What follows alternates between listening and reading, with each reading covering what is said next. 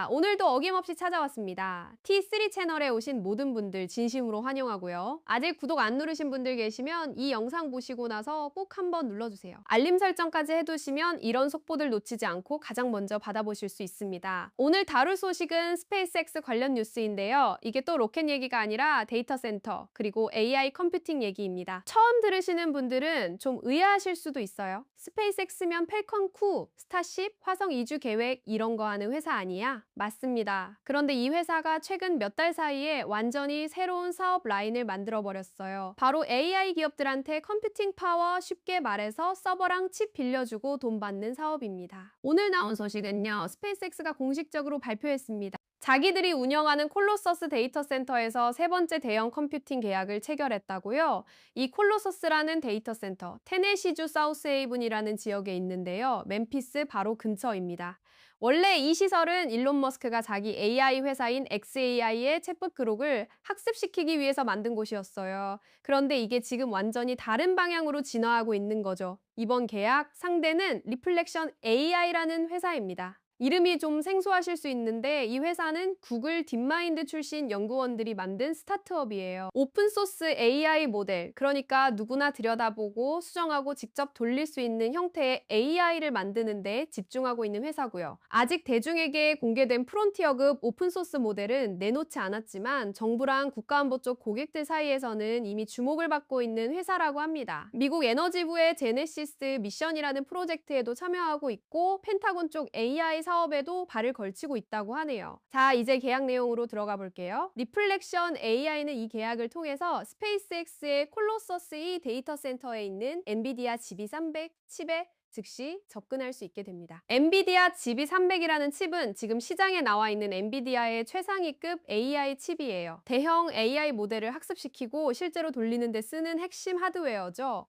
지금 AI야 업계 전체가 이런 고성능 칩을 구하지 못해서 난리인 상황인데 리플렉션은 이 계약으로 바로 접근권을 확보한 겁니다. 그럼 이 접근권의 대가로 리플렉션은 얼마를 내느냐? 이게 핵심이죠. 7월 1일부터 매달 1억 5천만 달러, 우리 돈으로 하면 대략 2천억 원 안팎을 스페이스X에 지불하기로 했습니다. 이 계약이 만료 시점인 2029년까지 끝까지 유지된다고 가정하면 총액이 약 63억 달러, 한국 돈으로 환산하면 약 8조 원이 넘는 규모까지 갈 수 있다는 겁니다. 기사 제목에서도 6.3 빌리언 달러라는 숫자를 강조하는 이유가 바로 여기 있어요. 근데 여기서 잠깐 이 계약이 무조건 2029년까지 고정되어 있는 건 아니에요. 계약서에 해지 조항이 들어가 있는데 최초 3개월이 지난 시점부터는 양측 중 누구든지 90일 전에 통지만 하면 계약을 끝낼 수 있습니다. 그러니까 실제로 8조 원 가까운 금액이 다 채워질지는 두고 봐야 하는 거고 이 부분은 업계에서도 계속 언급되는 포인트예요. 실제로 일론 머스크 본인도 이런 식의 3년짜리 계약 구조에 대해서 공개적으로 의미를 축소해서 얘기한 적이 있다고 해요. 계약 기간보다는 언제든 해지할 수 있다는 유연성 쪽을 더 강조하는 스탠스라는 거죠. 이번 소식을 처음 보도한 곳은 CNBC였고요. 이후에 블룸버그, 테크크런치 같은 매체들도 잇따라 후속 보도를 냈습니다.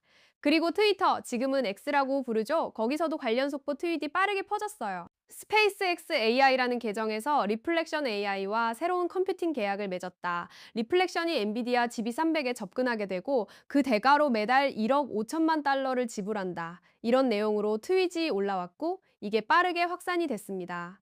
자, 그러면 이게 스페이스X한테 세 번째 대형 컴퓨팅 계약이라고 했잖아요. 그럼 앞에 두 개는 뭐였을까? 이게 진짜 재밌는 부분입니다. 첫 번째 대형 고객은 바로 엔트로픽이었어요. 엔트로픽이 스페이스X 콜로서스에서 컴퓨팅을 빌리는 계약을 맺었는데 이 계약 규모가 매달 약 12억 5천만 달러 수준이라고 알려져 있습니다. 두 번째 고객은 구글이었고요. 구글은 매달 약 9억 2천만 달러를 내고 32개월 동안 약 11만 개에 달하는 엔비디아 GPU와 부속 인프라에 접근하는 계약을 맺었다고 합니다. 여기에 더해서 커서라는 AI 코딩 툴 회사도 스페이스X와 컴퓨팅 계약을 맺은 적이 있고요. 이렇게 놓고 보면 리플렉션 AI가 내는 1억 5천만 달러라는 금액은 엔트로픽이나 구글이 내는 금액에 비하면 상대적으로 작은 규모입니다. 근데 그렇다고 해서 작은 딜이라고 보기는 어려워요. 매달 2천억 원 가까운 돈이 들어오는 계약이 작은 거면 도대체 뭐가 큰 건가 싶죠. 이게 스페이스X 입장에서 봤을 때 의미하는 바는 이제 콜로서스라는 시설이 단순히 일론 머스크 개인의 AI 프로젝트용 인프라가 아니라 외부 고객들한테 컴퓨팅 파워를 파는 진짜 사업으로 완전히 자리를 잡았다는 거예요.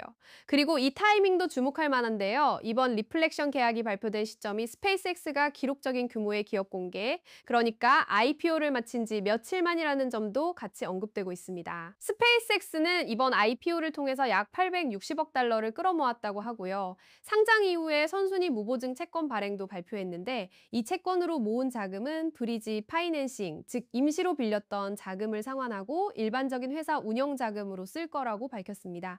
그러니까 지금 스페이스X는 로켓 사업, AI 컴퓨팅 사업, 그리고 자본시장에서의 움직임까지 동시에 빠르게 진행하고 있는 상황인 거죠. 여기서 또 하나 흥미로운 지점이 있어요. 이 계약 구조를 자세히 들여다보면 좀 묘한 고리가 하나 생깁니다. 리플렉션 AI라는 회사, 사실 엔비디아가 직접 투자한 회사예요. 엔비디아가 리플렉션에 약 8억 달러를 투자했고 이 투자 덕분에 리플렉션의 기업 가치가 약 250억 달러까지 평가받았다고 합니다. 그런데 이번에 리플렉션이 쓰게 될 컴퓨팅 자원은 결국 엔비디아의 GB300 칩이에요. 정리하면 엔비디아가 투자한 회사가 엔비디아가 만든 칩을 스페이스X를 통해서 빌려 쓰는 구조가 만들어진 겁니다.